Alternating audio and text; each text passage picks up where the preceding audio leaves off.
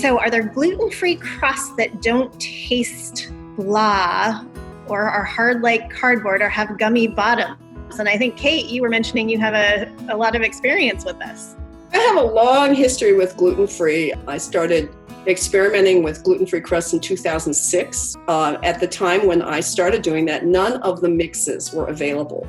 So I spent a year playing with starches and flours, but I learned from each one. I do have one recipe where, I have a certain ratio of flours and starches that I use. But since then, you've come out with a wonderful gluten-free flour mixture. Measure for measure. Measure for measure. And, it's great. So, I don't have to make a flour mix anymore. Are there recipes that are not going to be gummy and taste like, have a consistency of cardboard? Yes.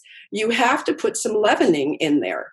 So I put in a little bit of baking powder in there. If you want some extra flavor in there, it's fine to put in, maybe a tablespoon of vinegar in there, actually. It actually gives a very, very nice flavor. I've been known to put in, a little extra egg or something in there also. Mm-hmm. It's not a hard dough to make or roll out if you accept the fact that it's a different dough.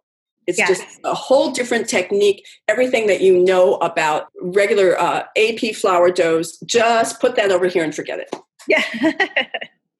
Yeah, because I think that's one of the biggest challenges that people have when they're trying to roll out gluten-free pie crust is that they feel like it's dry and it's cracking a lot and they feel like they're patching. And I feel like patching always brings on anxiety, right? Like I did something wrong. It's cracking.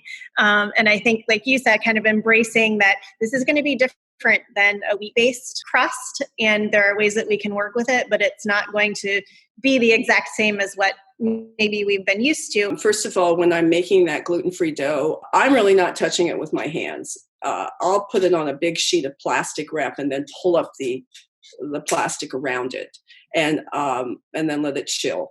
And then when I'm rolling it out between two layers of plastic wrap. The beauty of it is that if it's gotten too thin or it's falling apart on you or whatever, just gather it back up, put it in the fridge to chill, then you can roll it out. You could roll it out 5 times because there's no gluten strands that you're activating, exactly. Which actually in some ways makes your gluten-free dough easier.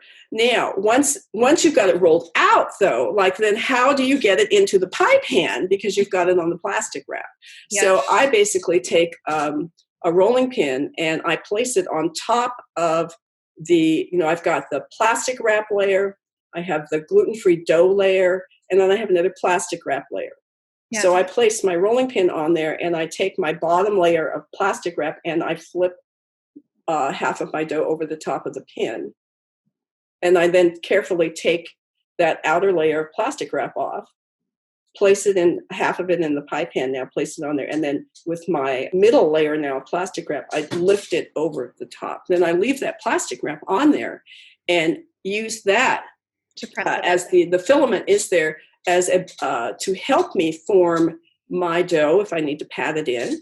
Then I carefully take that off and then trim the edges. And then I do the same thing. I'll use a little piece of plastic wrap and fix my edges with that plastic wrap, helping me to make flutes or whatever I'm making. I don't work a lot with gluten-free pie crust, but when I think of it, I think of kind of all lard crusts or all shortening crusts that tend to be very tender like that don't have a lot kind of substance holding them together that crack like that. I think that's a great idea because I don't think they'll ever have that cohesiveness to actually kind of pick up your dough and move it over someplace else. And so I love your idea of kind of flipping it halfway over, getting it to where you need it, and then flipping the other part over. So that's really, really good.